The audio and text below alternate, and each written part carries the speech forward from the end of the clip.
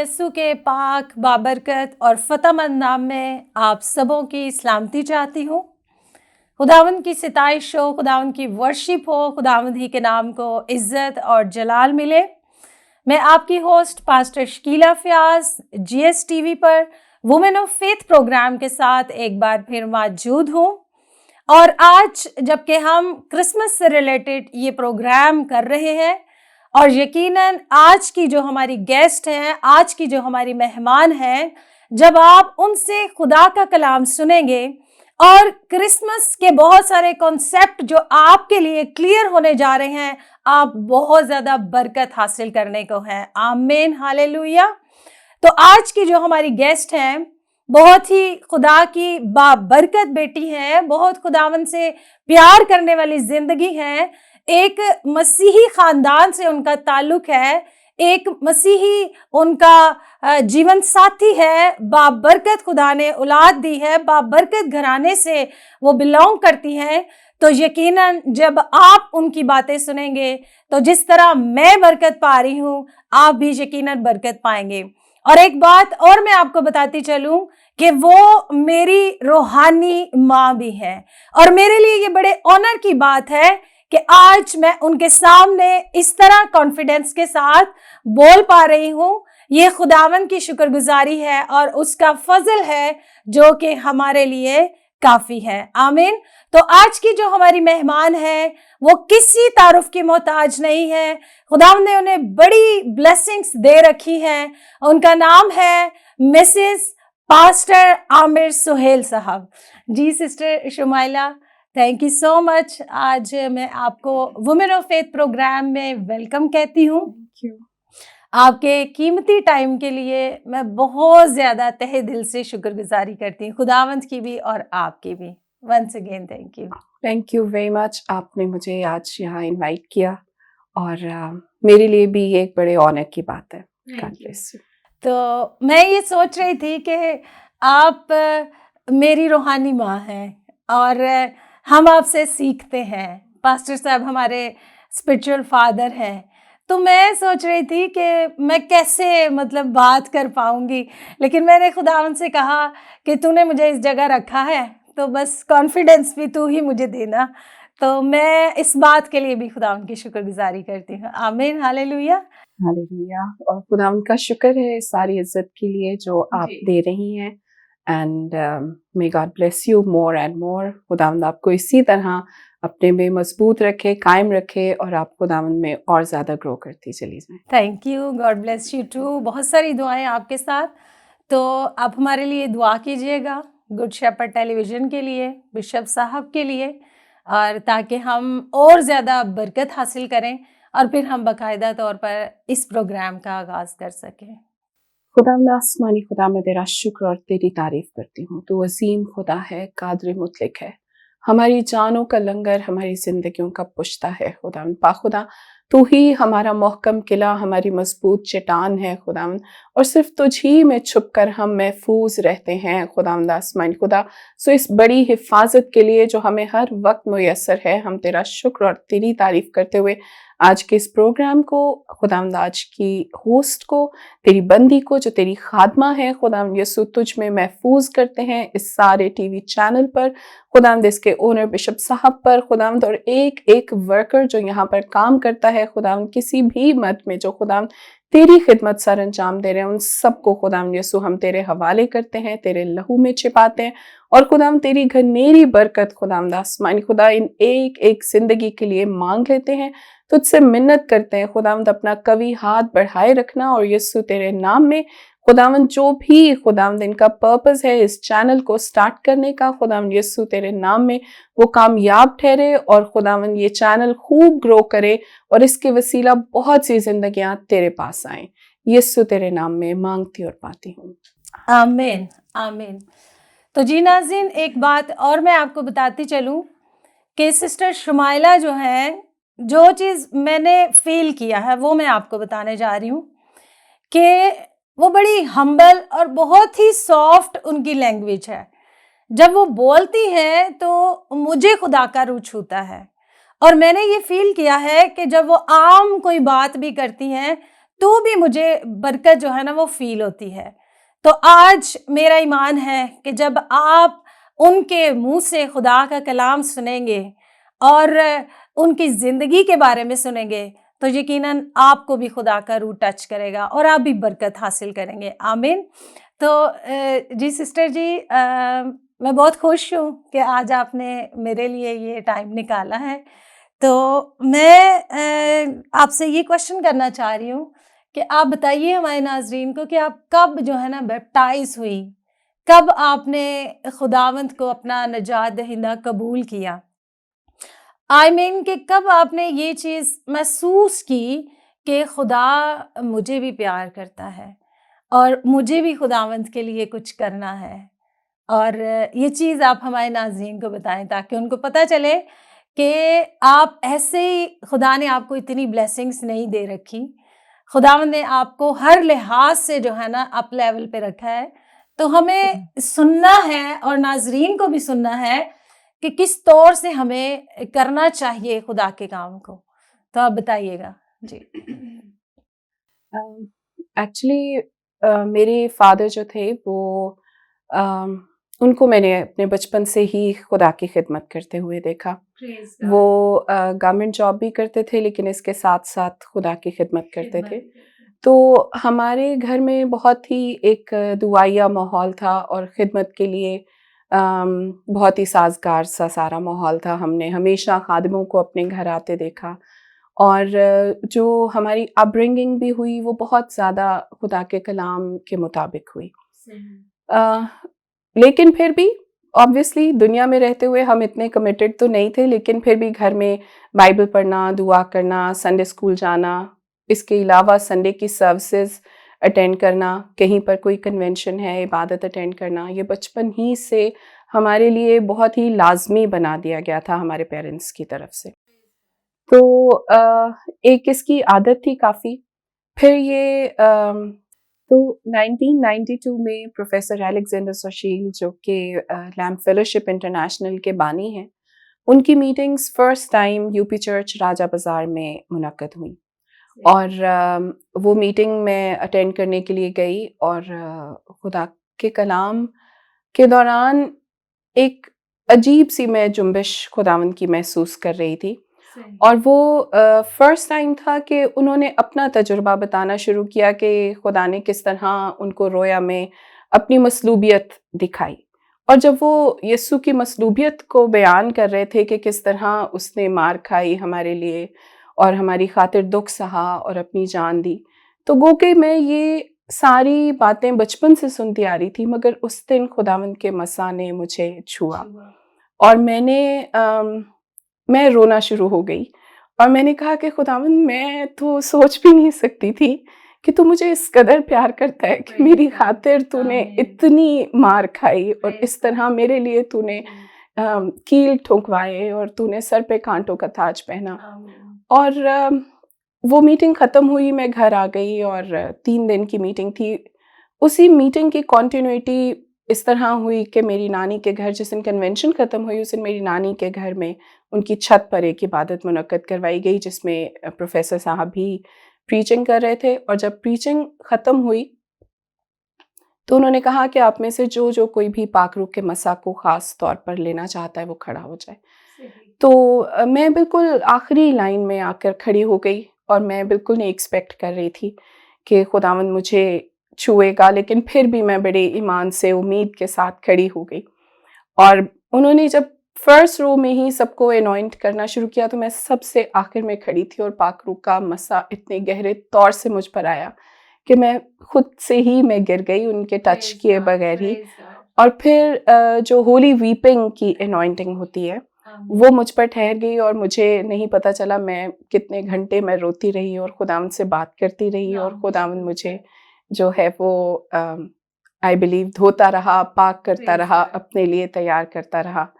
और फिर बस ये 17th अगस्त की बात है, 17th अगस्त 1992 और फिर बस तब से ही खुदावंद ने अपने लिए चुना और खुदावंद तब से इस्तेमाल कर रहा है। आमीन। खुदावंद की शुक्रगुज़ारी है। बहुत बाबरकत आपने बात कही है यकीनन जब हम खुदा के हजूर संजीदगी से उसके घर में कदम रखते हैं, उसकी हजूरी में हम जाते हैं, तो हम खाली नहीं लौटते हैं। खुदा हमसे बात करता है, खुदा का रूह हमें टच करता है। आमीन, प्रेज गॉड। तो सिस्टर जी, आप बताइएगा कि आपने किस तौर से अपनी बुलाहट को महसूस किया? लाइक घर में जैसे आपने बताया कि फादर भी खुदा उनकी खिदमत में थे, बाकी बहन भाई भी, मदर भी, तो अपनी बुलाहट को आपने इसी तरह खुदा की, जैसे आपने रूहुल कुदस की कुदरत को बयान किया, इस तरह से महसूस किया? क्योंकि आप बहुत ज़्यादा खुदा की ब्लेसिंग से भरी हुई हैं। आप प्रीच भी करती हैं, आप लीड भी करती हैं, आप बहुत सारे खुदा के और कामों में हैं, मतलब आप टीचिंग भी देती हैं, यूथ को भी आप टीच कर रही होती हैं। मैंने बहुत सारे आपके देखे हैं ऐसी वीडियोस। तो ख़ास जो आपकी बरकत, जो आपने फ़ील किया कि खुदा ने नाम लेके मुझे बुलाया है, या आपने इसी तरह रूहुल कुदस की कुदरत से इस तरह से पहचाना कि मेरी ये ख़ास बरकत है? ये भी मेरे बचपन ही की बात है। मेरे डैडी के एक प्रेयर पार्टनर थे, जो जिनकी लास्ट ईयर डेथ हुई, बिशप एजाज इनायत। वो जब यहाँ पिंडी में गवाल मंडी चर्च में इबादत करवाते थे, यहाँ के पास्टर थे, तो वो मेरे डैडी के प्रेयर पार्टनर थे और उन दोनों को खुदावन बहुत इस्तेमाल करता था, ख़ास तौर पे बदरू गिरफ्तार आज़ाद होते थे शिफा के काम के लिए। तो वो जब भी हमारे घर प्रेयर के लिए आते थे तो वो डैडी को कहते थे कि एक दिन आएगा कि आपकी बेटी बीमारों के लिए दुआ करेगी और वो शिफा पाएंगे। तो ये बात कहीं ना कहीं बचपन से मेरे अंदर थी कि शायद वो वक्त आए जब मैं बड़ी हो जाऊं तो खुदावंद मुझे अपने लिए इस्तेमाल करे। और मुझे याद है कि मैं छोटी ही थी तो तब भी मेरे डैडी के भी माइंड में ये बात थी, तो वो मुझसे ज़रूर दुआ करवाया करते थे। जब कभी वो बीमार होते थे तो मुझे कहते थे आप मेरे लिए दुआ करें। तो ऐसा ही है कि ये तो एक बचपन से था ख्याल, लेकिन जब मैंने निजात पाई तो बहुत से लोगों की तरफ से जो खादमीन थे, मुझे बार बार पैगामात मिलते खुदावन की जानिब से कि खुदा ने मुझे ख़ास अपनी खिदमत के लिए बुलाया। कुछ लोग, कुछ खादमीन कहते कि खुदावन ने एक बड़ी खिदमत के लिए बुलाया है। तो बहुत से जो उस वक्त हमारे घर में मेरे डैडी के प्रेयर पार्टनर्स आया करते थे, फिर वो अपनी प्रेयर मीटिंग्स में मुझे अपने साथ रखते थे। और मुझे उस वक्त इतनी समझ नहीं थी, लेकिन बीमारों के लिए दुआ करने के लिए स्पेशली मुझे बुलाया जाता। बदरू गिरफ्तार अगर आ जाते तो उनके लिए दुआ के लिए, और वो मुझे कहते थे कि आपको अथॉरिटी दी गई है। तो वो फिर एक एहसास था जो मेरे साथ था, और मुझे लाइक क्लियर होती गई ये बात कि खुदावंद ने वाकई मुझे इन कामों के लिए बुलाया है। लेकिन उससे बढ़कर जो मैं अपने ऊपर महसूस करती थी, मैं शिफात के मसा को महसूस करती थी, और घंटों घंटे जो है मैं दुआ करती थी और दूसरों के लिए। और बहुत से नाम ऐसे थे कि जिनको मैं जानती भी नहीं थी, लेकिन खुदावंद मुझे कहता था कि फलां ये इस प्रॉब्लम में है, दुआ करो, और वो फिर किसी ना किसी तरह वो चीज़ सामने आ जाती थी और मुझे पता चल जाता था कि तो इस तरह आहिस्ता आहिस्ता मेरी खिदमत मुझे क्लियर होती गई। और लैम्प फेलोशिप में रहते हुए बहुत से मौके दिए हमारी लीडरशिप ने, और उनसे मैंने बहुत कुछ सीखा और बस आगे बढ़ती गई। आमीन, प्रेज गॉड। ऐसे ही है सिस्टर जी, बिल्कुल आपने सही कहा है। पास्टर आमिर साहब जो कि हमारे स्पिरिचुअल फादर हैं, हम उनसे तालीम हासिल करते हैं, आप भी उनके साथ होती हैं। जब आपने और पास्टर साहब ने चर्च में दुआ करना शुरू की, जब आप आए चर्च में, और बहुत सारी ये मैं ख़ुद इस बात की विटनेस हूँ कि ऐसे नाजरीन के मैंने ख़ुद अपने चर्च में इस चीज़ को देखा है, और खुदा सिस्टर जी के वसीला से, पास्टर साहब के वसीला से बड़े मौजज़ात कर रहे हैं। बहुत सारी बांझ बेटियां थी हमारी कलीसिया के अंदर, और बहुत सारी ऐसी बेटियां थीं जिनको कह लें कि कोई इस तरह से इश्यूज़ थे कि वो बयान करने से भी घबराती थी। और जब सिस्टर शुमाइला ने, पास्टर जी ने मिल के दुआ की, तो आप यकीन जाने खुदा की हजूरी में इस वक्त हम मौजूद हैं, मल्टीप्लाई ब्लेसिंग्स उनको मिली, ट्विंस बेबीज़ उनको मिले। और फिर पास्टर साहब ने ये भी दुआ की कि इस कलीसिया से इंजीनियर हों, डॉक्टर्स हों, पढ़े लिखे खुदा के खादिम हों। तो ऐसे ही है, बहुत सारी जिंदगियां, बहुत सारे बच्चे जो हैं वो पढ़ाई में कामयाब हो रहे हैं, बहुत सारे मार्क्स ले रहे हैं, यहाँ तक कि उन्होंने प्रे की कि दूसरे मुल्कों के भी दरवाजे उनके लिए खुले हैं। और छोटे बच्चे जबकि अभी छोटे ही हैं तो वो भी दूसरे मुल्कों के अंदर तालीम के लिए जा रहे हैं। तो ये बरकत है और ये ब्लेसिंग है, और खुदा अपने लोगों को ऐसी बरकत से मालामाल करते हैं। और हम बड़े खुशकिस्मत हैं, लकी हैं कि हमें ऐसे स्पिरिचुअल पेरेंट्स मिले हैं कि मैं अपनी फैमिली के लिए, अपने बच्चों के लिए, जब मैं भी उनके लिए दुआ करवाती हूँ तो मैं कॉल करती हूँ अपने घर में, और खुदा मेरे घर में बरकत ढेलता है। मेरे बच्चों को जब वो ब्लेस करते हैं तो यकीनन मैं बहुत सारी बरकत हासिल करती हूँ। आमीन, प्रेज गॉड। तो इस बात के लिए भी बहुत शुक्रगुजार हैं हम ना। तो मैं आपसे ये पूछना चाह रही थी कि आप हमारे नाज़रीन को बताएं कि आपको शादी से पहले की खिदमत में और शादी के बाद की खिदमत में कैसी ब्लेसिंग्स फील हुई, क्या फ़र्क है, डिफरेंस क्या था? पहले ज़्यादा ज़ोरों से खिदमत थी कि अब ज़्यादा रिस्पॉन्सिबिलिटीज़ आ गई? खिदमत तो उस वक्त भी थी। मैं लैम्प फेलोशिप में ही मैं यूथ की जो गर्ल्स विंग था हमारा, उसकी मैं प्रेसिडेंट थी। तो उसमें मैं बहनों के दरमियान, बेटियों के दरमियान मैं काम करती थी, और अच्छा चल रहा था उस वक्त भी। खुदा के फजल से वो सारी बहनें, बेटियां आज अपने घरों में बहुत खुश हैं और खुदावंद के रूह से मामूर हैं और एक अच्छी मसीही ज़िंदगियां गुजार रही हैं। लेकिन शादी के बाद मैंने देखा कि खिदमत जो है वो थोड़ी मुश्किल तो हुई रिस्पॉन्सिबिलिटीज़ की वजह से, लेकिन बेहतर हो गई। बेहतर इस तरह से कि मौके ज़्यादा मिलना शुरू हो गए, ज़्यादा अपॉर्चुनिटीज़, क्योंकि पादी साहब का जो सर्कल था वो बड़ा था। फिर इनके साथ जहाँ भी जाती, एक तो इसमें मैं ये कहूँगी कि जो बहुत ही प्लस पॉइंट था वो ये था कि पादी साहब ने कभी मुझे घर रहने नहीं दिया। साथ रखते हैं हर जगह, जहाँ कहीं खिदमत के लिए जा रहे हों तो उनको ये होता है कि आप मेरे साथ ज़रूर जाएं। और फिर ये होता है कि वो दुआ के लिए मौका देते रहे हर जगह। तो उसमें ये था, जो लोग मुझे बुलाते थे, लाइक उनको भी पता था कि दुआ की खिदमत भी है मेरे पास। तो उससे ये होता था कि एक लोग जो सारे इर्द गिर्द होते थे उनको एक मोटिवेशन मिलती थी, वो आ जाते थे मेरे पास, बहनें आ जाती थी दुआओं के लिए। तो वो फिर मुझे खिदमत का मौका मिल जाता था उनके लिए दुआ करने मतलब से। आपकी खिदमत बढ़ गई है हर और तरह खुदा से ने बढ़ औलाद गई। जैसी बरकत भी दी, खुदा उनका शुक्र है। और बाबरकत खुदा ने आपको बेटियां दी हैं। शुक्र खुदा है, उनकी खुदा शुक्रगुजारी है, खुदा उनका फजल है। आमीन, प्रेज गॉड। तो नाजरीन, हम एक आयत जो है वो खुदा उनके मुकद्दस कलाम में से पढ़ेंगे।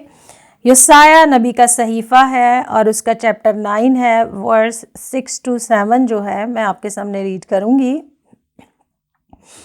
कलाम मुकद्दस के अंदर यूं लिखा है, इसलिए हमारे लिए एक लड़का तवल्लद हुआ और हमको एक बेटा बख्शा गया, और सल्तनत उसके कांधे पर होगी, और उसका नाम अजीब, मुशीर, खुदाए कादिर, अब्दियत का बाप और सलामती का शहजादा होगा। उसकी सल्तनत के इकबाल और सलामती की कुछ इंतहा ना होगी, और दाऊद के तख्त और उसकी ममलुकत पर आज से अबद तक हुक्मरान रहेगा, और अदालत और सदाकत से उसे क़याम बख्शेगा। रब्बुल अफ़वाज की गयूरी ये करेगी। आमीन, प्रेज़ गॉड। तो सिस्टर जी, आप बताएं कि क्रिसमस का जो हकीकी मकसद है वो क्या है? ताकि क्योंकि बहुत सारी जिंदगियां जो हैं वो क्रिसमस के कॉन्सेप्ट ही उनको क्लियर नहीं है, और वो उस तौर से क्रिसमस सेलिब्रेट नहीं करते जिस तौर से खुदा के कलाम के अंदर मरकूम है। तो आप बताएं कि क्रिसमस का हकीकी पर्पस, हकीकी मकसद जो है वो क्या है?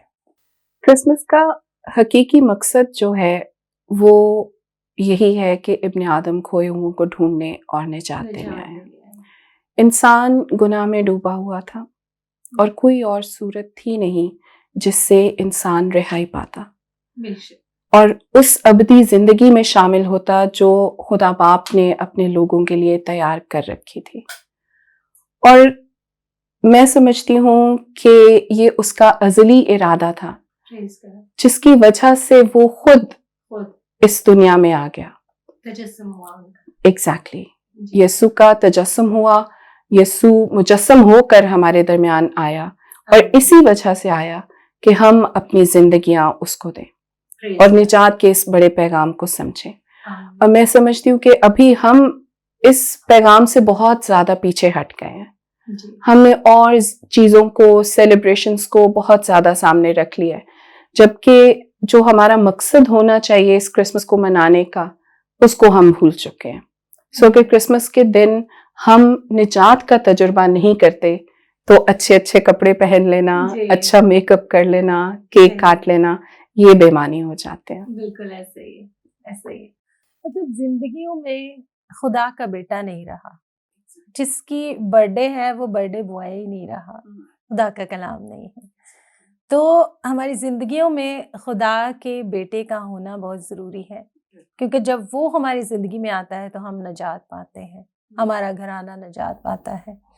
तो बहुत सारी ज़िंदगियां आज यकीनन इस बात को, इस पैगाम को अपनी ज़िंदगी में लेंगी और नजात की तरफ जो है वो राग़िब होंगी कि खुदा ने हमारे लिए इतना बड़ा इंतज़ाम क्यों किया। अगर आज भी हम ऐसे के ऐसे ही हैं तो फिर क्रिसमस का कोई मकसद नहीं रह जाता है, ऐसे ही है। तो सिस्टर जी बताएं कि हमें कैसे मनाना चाहिए क्रिसमस, हम किस तौर से क्रिसमस मनाएं, हमें क्या करना चाहिए, नाज़रीन को बताएं कि हकीकी मकसद तो हमने बताया कि खुदा उनके आने का। अब बताएं कि हम फिर किस तरह सेलिब्रेशन करें, क्या करें कि हम खुदा की खुशनुदी हासिल करें, उसके कलाम को अपनी ज़िंदगी में जगह दें, ऐसा क्या करें, कैसे मनाना चाहिए? जैसे कि आपने भी ये कहा है कि हमने क्रिसमस तो हम सेलिब्रेट करते हैं, लेकिन जिसका बर्थडे है वो हमारे लिए कोई अहमियत नहीं रखता।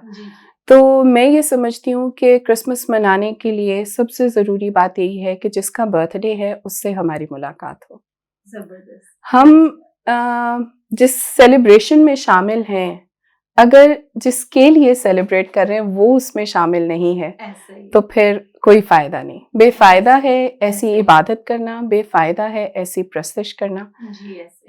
ज़्यादातर हम में से वो हैं कि जो, ये सख्त बात हो जाती है बट मैं कहना चाहती हूँ कि जो होंठों से खुदा की ताज़ीम कर रहे हैं मगर उनके दिल खुदा से दूर हैं।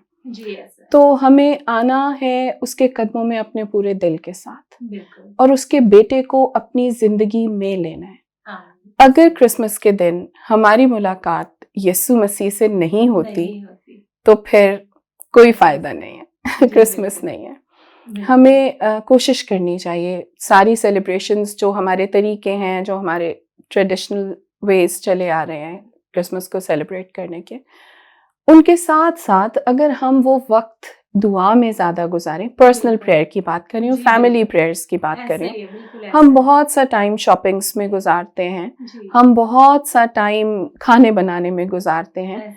तो अगर कुछ टाइम हम मिलकर अपने ख़ानदान के साथ खुदावंद की शुक्रगुजारी में गुजारें, दुआ करते हुए गुजारें, तो मेरा ख्याल है कि हकीकी क्रिसमस मनाना यही है। आमीन। तो बहुत खूबसूरत बात आपने सिस्टर जी बताई है, ख़ानदानी दुआ के ताल्लुक से, हमारी शख्सी प्रेयर के ताल्लुक से। तो इस बात से नाज़रीन मुझे कलाम खुदा में वो हवाला याद आ रहा है, लूका तबीब की अंजील उसका 2 बाब है, जहाँ मुक़द्दसा मरियम और मुक़द्दस यूसुफ अपने बेटे यीशु के साथ वो ईद फसह के लिए यरूशलेम आए थे। तो वहीं पर जो है खुदावंद यीशु मसीह रह गए थे और मुक़द्दसा मरियम और मुक़द्दस यूसुफ जब वापस गए हैं तो वो भूल गए क्योंकि यीशु मसीह वहीं रह गए। तो जब उन्हें याद आया रास्ते में काफ़ी फासला तय करने के बाद, तब उन्हें पता चला कि हमारा बेटा हमारे साथ नहीं है। तो जब बेटा उनके बीच में नहीं है तो वो परेशानी का शिकार हुए, वो अपसेट हुए, वो काफ़ी रंज के अंदर आ गए, वो काफ़ी जो है वो कुड़ने लगे, रिश्तेदारों में ढूंढने लगे, इधर उधर उसको तलाश करने लगे। और लिखा है कलाम खुदा में कि वो यरूशलेम फिर वापस आए और उन्हें खुदा यीशु मसीह कहाँ मिले? हैकल में। तो वो खुद भी हैकल में आए। तो यहाँ पर इस पैसेज का जो मेन मकसद है वो ये है कि जब जिंदगियों के अंदर यीशु मसीह नहीं है, जैसे सिस्टर जी ने बात की है, तो हमारी सेलिब्रेशन बेमायनी है। तो अब जब यीशु मसीह हमारी जिंदगी में नहीं, खुदा का बेटा नहीं है, तो हम दुख भी बर्दाश्त करते हैं, हम बीमारियों में फंस जाते हैं, हम मुश्किलात में आ जाते हैं, और फिर वो हैकल में आए हैं, यानी खुदा की हजूरी में वापस आए हैं।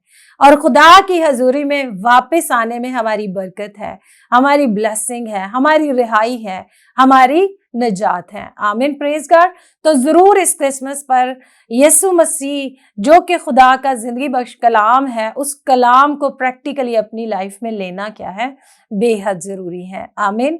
तो सिस्टर जी, आप हमें बताएं कि आप इतनी ज्यादा कलीसियाएं भी हैं, रन करती हैं, उनकी रहनुमा है, खुदा उनका शुक्र है, पास्टर साहब भी हैं, फिर आप फैमिली भी हैं, फिर आपकी जॉब भी है, फिर आपका मतलब घराना जो रिलेटिव्स में है, इनमें भी काफ़ी इवेंट्स, हर चीज़ होती है। तो नाजरीन को बताएं कि इन सारी चीज़ों के साथ कैसे मैनेज होता है, क्योंकि बहुत सारे लोग हैं, बहुत सारी बेटियां हैं, बहनें हैं, जो जब उनको ऐसी मसरूफियत का सामना करना पड़ता है तो वो छोड़ क्या देते हैं, खिदमत छोड़ देते हैं, बाकी चीज़ें कर लेते हैं। तो आप सुने कि खुदा की खादमा जो है इन बातों को किस तरह मैनेज करती हैं। जी।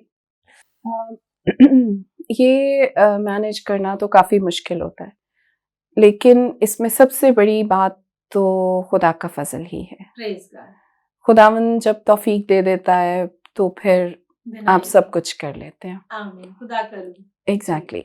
तो बस ऐसा ही है कि बच्चे मेरे बहुत छोटे थे जी। और तीनों में ज़्यादा डिफरेंस भी नहीं है, तो इसलिए तीनों एक ही जैसे बच्चे, और उनको लेकर जाना मीटिंग्स पे, तो मैंने कोशिश की थी कि कभी मैं कोई मीटिंग मिस ना करूं, और जाती रही। फैमिली के लिए भी जो मेरी रिस्पॉन्सिबिलिटीज़ थी वो भी करती रही, और कोशिश करती रही कि अगर मीटिंग पर जाना है तो पहले सारा काम कंप्लीट हो जाए। और अभी भी ऐसा ही है।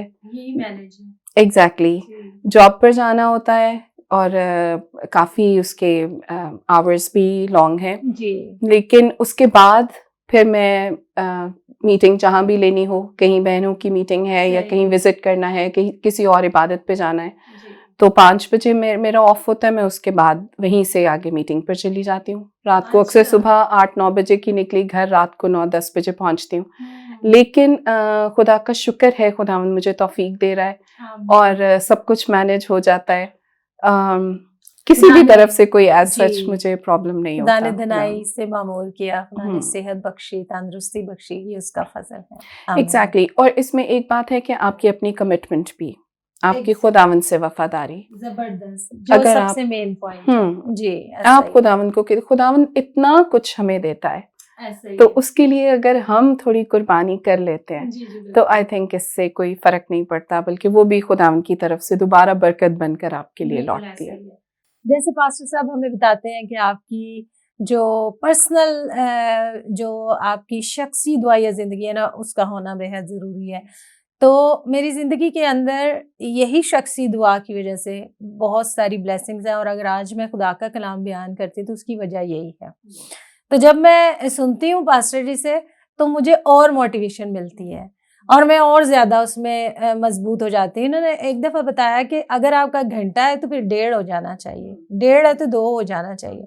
और मैंने खुदावंद से कहा कि हम 8 घंटे 12 घंटे ड्यूटी कर सकते हैं, तो इनमें खुदावंद के लिए कौन सा घंटा है। तो फिर मैं अर्ली खुदावंद के लिए उठती हूँ कि मैं कहती हूँ नहीं, जहाँ सब चीज़ें बंद हो वहाँ खुदावंद के और मेरा कनेक्शन हो बस, और उसकी शुक्रगुजारी है। और फिर दिन में भी कई बार जब भी मुझे वक्त मिलता है अपने ऑफिस में, तो मैं खुदावंद को ज़रूर याद करती हूँ, चाहे मैं 2 मिनट में करूँ, चाहे मैं 3 मिनट में करूँ, लेकिन मैं ज़रूर, मैं कहती हूँ खुदावंद इतने घंटे मैंने ये काम किया तो मैं तेरे लिए ये ज़रूर करूँगी।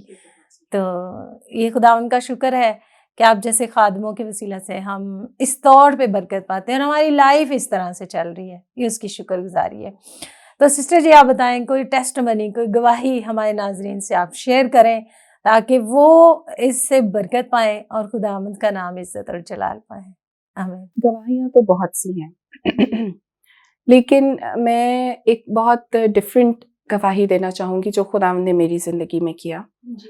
और ये बहुत ही एक अजीब वाक़या हुआ मेरी ज़िंदगी में, जो मैं समझती हूँ कि खुदावंद की वफ़ादारी और उसकी भलाई की सबसे बड़ी मिसाल है मेरी ज़िंदगी में। जी।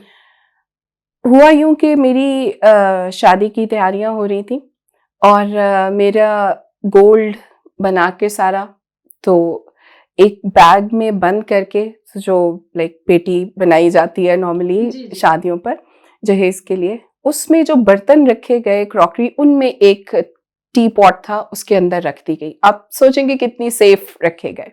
अच्छा। तो शादी से कुछ अर्सा पहले जब खोल के सारा सामान देखा जा रहा था तो ज़ेवर नहीं था उसमें। हमने हर एक चीज़ खोल कर देखी और कहीं हमें नहीं मिला। कोई सोच नहीं सकता कि ऐसे भी सेव किया जा और सकता है। सेव किया जा सकता है या वहाँ से कहीं गायब हो सकता है। जी। ऑब्वियसली पेटी है, पेटी के ऊपर और भी चीज़ें पड़ी हैं, जितनी जहेज़ के जी, लिए जी। तैयार की गई, अंदर भी इतना सामान पड़ा है, तो किसी के ज़हन में भी नहीं आ सकता कि टी पॉट के अंदर रखा जा सकता है सही। ज़ेवर। तो कोई चोरी करने आए भी तो ऑब्वियसली सबको पता चलेगा कि क्या हो रहा है, इतनी हलचल। जी।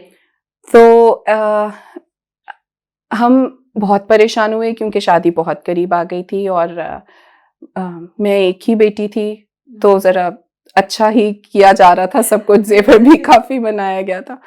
तो उन्हीं दिनों में प्रोफ़ेसर अलेक्जेंडर साहब हमारे घर आए दुआ के लिए। तो हमने उनको बताया कि इस तरह की परेशानी है और अब तो हम लाइक बहुत ही ज़्यादा टेंशन में है कि कैसे दोबारा इतना ज़ेवर बनेगा। सही। तो उन्होंने दुआ की और उन्होंने कहा कि खुदावंद तेरी बेटी है और तू इसके लिए सब कुछ मुहैया कर रहा है और तूने किया भी है। और उन्होंने कहा कि हम नहीं जानते ये ज़ेवर यहाँ से कैसे गया है, लेकिन हम ये जानते हैं कि तेरे फरिश्ते उसको वापस ला सकते हैं। आमीन। और उन्होंने कहा कि जो कोई भी जिस भी तरीके से लेकर गया है, हम उसे कैंसिल करते हैं। अब तू अपने फरिश्तों को हुक्म दे कि वो ज़ेवर वापस उसी जगह पर मिले। आमीन। Praise God. और आप यकीन करें, वो आए हमारे घर, वो दुआ करके चले गए और अगले दिन जब हमने दोबारा सब खोल कर देखा तो ज़ेवर वहीं पर वहीं हमें पे मिला। था। Praise God. Like hallelujah. ये एक ऐसी बड़ी गवाही है खूबसूरत गवाही। कि जी। मैं समझती हूँ कि शिफा है, बहुत बड़ा काम है। आमीन। बदरूहों से आज़ादी है, बहुत बड़ा काम है। प्रेज़ जो गॉड। भी आपकी ज़िंदगी में गवाही जी, है या ऐसा जहाँ ही भी है। खुदावंद ने मुझे इस्तेमाल किया लोगों जी, के ऐसा लिए, है। जी। वो हर एक गवाही हर एक के लिए बहुत खूबसूरत है, प्रेज़ लेकिन गॉड। ये गवाही बहुत डिफरेंट है डिफरेंट है। और मेरे लिए बहुत बड़ी है। आमीन। तो प्रेज़ मैंने गॉड। सोचा कि ऐसे लोग जो कि किसी भी हालत में मायूस हैं, जी। ये गवाही उनके लिए एक बहुत बेशक ऐसे ही है। उनका ईमान बढ़ाने का बायस ठहरेगी बेशक, कि बिल्कुल। खुदावंद इस तरह भी काम करता काम है। कर सकता है। जी। अगर वो डूबे हुए लोहे के फल को जो ऐसे कुल्हाड़ी ही। का था, हाँ अगर वो जी। उसको पानी पर तैरा सकता है, प्रेज़ तो वो गॉड। आपकी हर खोई हुई चीज़ आपको लौटा वापस सकता आ है। सकती है। एग्ज़ैक्ट। Praise God. आमीन। बड़ी खूबसूरत गवाही, बहुत ही बाबरकत बातें खुदावंद के जलाल के लिए, उसकी शुक्रगुज़ारी हो। तो कोई इस प्रोग्राम के आखिर में आप कोई पैगाम नाज़रीन को देना चाहें? क्रिसमस से रिलेटेड हो या जो खुदा के रूह ने आपके दिल में ये बात डाली हो कि मैं आज बहनों को, बेटियों को, जिस तरह हम कलीसिया में आपसे बरकत पाते हैं, इस तरह दुनिया GS TV से देखे, तो गुड शेपर्ड टेलीविज़न से ये ऑन एयर आपका पैगाम दुनिया भर की बेटियों के लिए हो, तो वो आप बताइएगा सबको। क्रिसमस तो अपनी ज़ात में खुद एक खूबसूरत पैगाम है, जैसे हम बात भी कर चुके हैं। जी। लेकिन एक बात जो कि मैं अक्सर ही कहती हूँ जब क्रिसमस की बात होती है, तो आप पूरी अनाजील में, तमाम अनाजील में देखें तो एक चीज़ आपको नज़र आएगी कि जहाँ यीशु की पैदाइश का ज़िक्र हो रहा है, वहाँ ओबीडियंस आपको बहुत ज़्यादा नज़र आती है। जी। सबसे पहले मरियम पर फरिश्ता ज़ाहिर हुआ। ऐसा ही है। मरियम के लिए ये एक बहुत मुश्किल वक़्त था।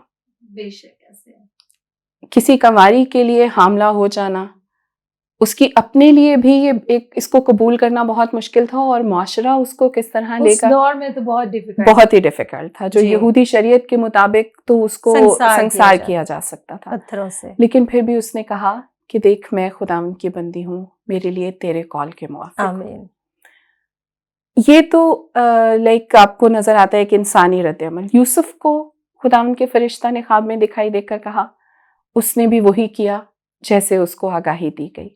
ओबीडियंस नजर आती है। मजूसी दूर से सितारा देखकर जी उसको फॉलो करते हुए, ओबीडियंस करते हुए यीशु तक पहुंच गए। अगर हम देखें तो इंसानी तौर पर तो गडरिये भी हमें नजर आते हैं, उनको पैगाम मिला उन्होंने भी, लेकिन अगर हम सितारे को देखें ना, तो सितारे ने भी ओबीडियंस की है। ऐसे ही है। उसको खुदा ने मुकर्रर किया कि तूने रहनुमाई करनी, और वो उनको ठीक यीशु तक लेकर आया है। जी बिल्कुल। जहां कहीं उन्होंने वो जो रहनुमाई खुदावंद उनको दे रहा था उसको छोड़ा तो गलत जगह पर पहुंच गए, बादशाह के महल में, लेकिन फिर दोबारा सितारे की रहनुमाई में उस चरनी तक पहुंचे। सो मैं ये समझती हूँ कि गो के हर वक्त हर लम्हा ओबीडियंस का है, खुदावंद की ताबेदारी का, फरमाबरदारी का है। लेकिन ये जो क्रिसमस के डेज होते हैं, इनमें हम खास तौर पर अपने आप को तैयार करें खुदावंद की आवाज सुनने के लिए और उसकी आवाज पे आमीन कहने के लिए। जो खुदावंद आपको कहे वो करें, क्योंकि खुदावंद की ताबेदारी में, उसकी फरमाबरदारी में ही बरकत है। और फिर अगर आप ये सीजन खुदावंद की फरमाबरदारी को मांगते हुए और उसमें चलते हुए गुजार देंगे, तो मेरा ईमान है कि पूरा साल वो एग्जैक्टली बाबरकत होगा और फरमाबरदारी की तौफीक आपको हासिल होती चली जाए। तो यानी हुक्म मानना कुर्बानी चढ़ाने से बेहतर है, तो हम जितना ज्यादा उसके हुक्मों को मानते चले जाएंगे, उतना ज्यादा खुदावंद में बढ़ते चले जाएंगे। और बाबरकत मीटिंग्स होती हैं, हम बड़े शौक से जाते हैं, तो उनमें अगर हम खुदा के कलाम को अपने दिल में रखें तो वो हमारे लिए ज्यादा हमारे लिए बाबरकत होगी, क्योंकि बहुत सारी मीटिंग्स होती हैं और कलाम लाजमी शेयर किया जाता है। Exactly. कोई मीटिंग कलाम के बगैर जो है ना वो मुकम्मल नहीं है। तो ये उसका शुक्रगुजारी है कि इस मंथ में बहुत सारी मीटिंग्स ऑर्गेनाइज की जाती हैं, और अगर उसमें हम जाते हैं तो हम खुदा के कलाम को अपने दिल में जगह दे तो वो हमारे लिए बाबरकत है। आमीन। तो thank you so much sister ji इन बाबरकत बातों के लिए और आपके कीमती वक्त के लिए। एक बार फिर थैंक यू कि आपने वुमेन ऑफ फेथ प्रोग्राम में आने के लिए हमें टाइम दिया। आपकी तबीयत भी ठीक नहीं थी, फिर भी मैं खुदावंद के बाद आपकी भी शुक्रगुजार हूँ कि आपने ये वक्त निकाला है, और खुदावंद आपको बहुत सारी बरकत से माला माल करे, और खुदा आपको दूर दराज मुल्कों के अंदर अपने जलाल के लिए, गवाही के लिए यूं ही इस्तेमाल करता रहे। और जैसे हम बरकत पा रहे हैं, हमारे लिए ये लकी है, तो बाकी आज का इस प्रोग्राम सुनने वाली जिंदगियां भी जो है ना, यकीनन उन्होंने बरकत पाई, और उनके लिए भी ये खुशकिस्मती है कि हम अपने बड़ों से उनकी जिंदगियों के बारे में जानते हैं और बरकत पाते हैं। Thank you so much once again. Thank you very much. जैसे आपने अपनी इतनी ज़्यादा मोहब्बत का इजहार किया है अपनी सारी गुफ्तगू में, तो ऐसा ही प्यार हम भी आपसे करते हैं। और जब आपने कहा तो फिर मेरे लिए डिफ़िकल्ट था, मैंने आपको पहले भी बताया, तबीयत भी ख़राब थी, कुछ और मसरूफियात भी थी, लेकिन टाइम तो निकालना था। And thank you very much सारे इनविटेशन के लिए, इस सारी मोहब्बत के लिए, इस रिस्पेक्ट के लिए जो आपने दी है हमेशा। खुदावंद इसकी वजह से आपको बहुत ज़्यादा बरकत है। Praise God, praise God. तो जी नाज़रीन, आज आपने सिस्टर शुमाइला के मुँह से खुदा के कलाम की बातें सुनी, गवाहियाँ सुनी। यकीनन जैसे मैंने बरकत पाई है, आप सब ने भी बहुत सारी बरकत को हासिल किया है। Praise God, hallelujah. तो आज के प्रोग्राम के वसीला से आप सबों ने बड़ी बरकत पाई है। देखते रहिए GS TV और वुमेन ऑफ फेथ प्रोग्राम के साथ मैं आपकी होस्ट। इजाजत चाहने से पहले आप सबको एडवांस में क्रिसमस की बहुत सारी खुशियां मुबारक हो। God bless you all. Thank you so much.